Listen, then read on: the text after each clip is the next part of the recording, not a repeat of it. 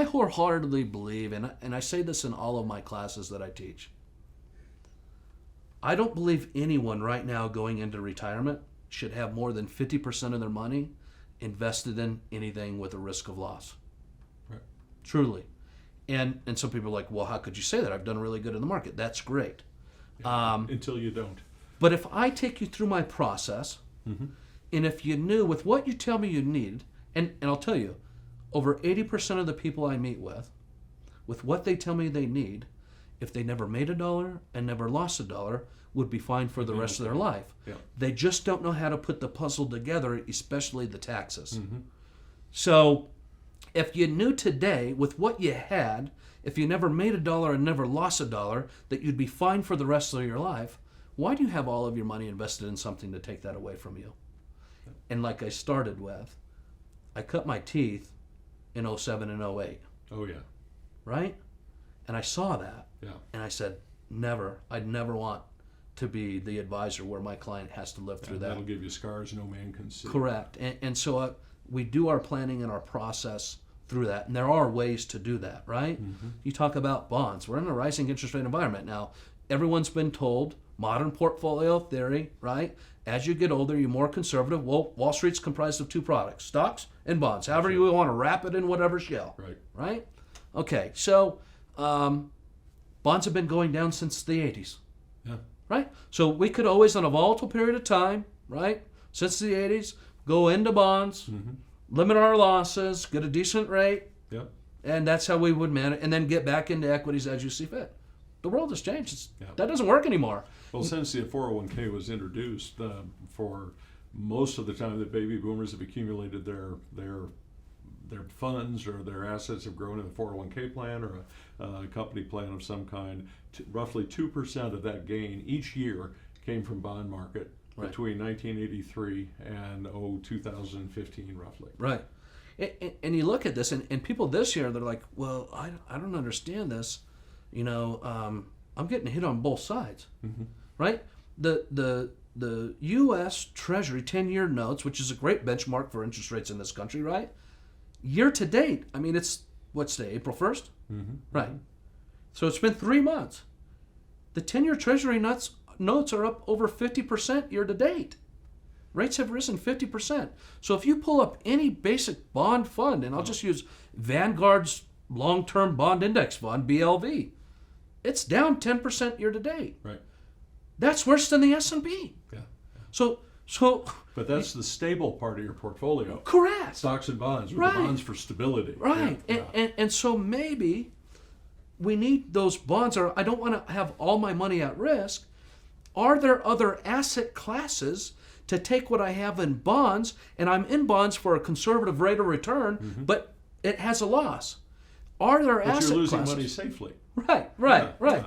So are there investments where I could move that money from bonds that still earn an average rate 4 to 6 Yeah. and have no down? Sure. There are. Absolutely. And a lot of people don't know what those are, right? Well, that's what we help them plan with. Yeah, And right. that's again the difference between working with an investment advisor or working with just trying to get the attention, like you said, being on hold for 30 minutes. Yeah. You've got to have large amounts of money now for the with the wirehouse firms to treat you like with personal service. And, Yeah.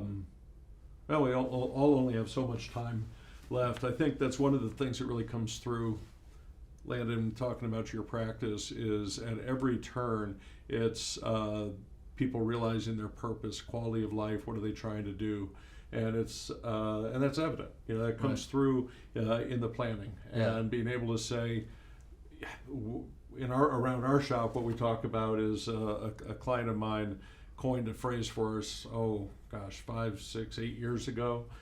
Plenty of money. Plenty of pensions, guaranteed income, much more than they spend. Right. And sweet lady, she and her husband, I count them as friends for 16 years now. Yeah. But she just said, Wally, she said, okay, I think I understand that we have enough, but what I don't understand is what do we do when the paychecks stop? Right. When the paychecks stop? And it was such a profound question Yeah. because it really got right at the heart of it. Yeah. And one of your answers would be, well, when the paycheck stop, do you have enough to live life? Do you have enough to enjoy yourself? Right. And if so, where do you want to be worrying about? Do you want to sleep well at night? Right. Or you don't want to worry about the market going up and down because you have unnecessary risk? Yeah, it's quite daunting. People think, oh, I'm going to retire, I'm going to leave it all in the market and take just distributions off of it. Yeah. Right? I will tell you, the only people called to me in March of 2020 when the market dropped 33% from February 19th to March 23rd, right? S&P dropped 33%. Only people that called me are the people that don't listen. All their money's in the market and they're living off of it. Yeah. Who wants to live that kind of stressful retirement? Yeah. Right? And the call goes, Landon, I can't afford to lose. Right? I got to make this last. Then why do you have it all in the market if you can't afford to lose, right? Yeah. And so what I'll tell them, it's not a lot of it about, oh, just ride it out. No, we need to go to cash, we can go to cash, right? And we'll try to pick the best timing and most likely dollar cost average in. But we want to take that fear out. I would encourage everyone, structure your retirement like your working years. All right, Social Security is going to be a paycheck, right? If I'm bored the 1st through the 10th of the month, right? I'm the 2nd Wednesday. The 11th through the 20th, I'm the 3rd Wednesday. And the 21st to the end, I'm the last Wednesday of the month. So whenever that's coming in, you have that set. That's defined by Social Security. Then my other income, whether it's pensions, maybe your annuities, whatever it may be, you separate that out 2 weeks. If you're used to getting paid every 2 weeks, structure your income in retirement like your working years. And the truth of the matter is, when you do, nobody that I meet with got to where they're at, close to retirement age, without learning to live off what's coming in. Right. That's some of the best advice. So, if you structure your income in retirement like your working years, where it's coming in every week or every 2 weeks, we tend to live what's coming in, right? Right. And you want that, try to structure that. What my goal is to try to structure all of what they need coming in guaranteed. The rest of the money, let's invest it in the market for that higher rate of return. I don't have to hold a lot of bonds, right? Yeah. Because I don't need the safety side when all my money's not in it. Yep. We want to try to grow it, and that's my client's luxury portfolio. They want a second home. They want to cruise around the world, whatever they want to do. And if that all disappeared because of really bad markets or economy or whatever happens in this world, they're still going to be okay because their income's where they need it to be guaranteed.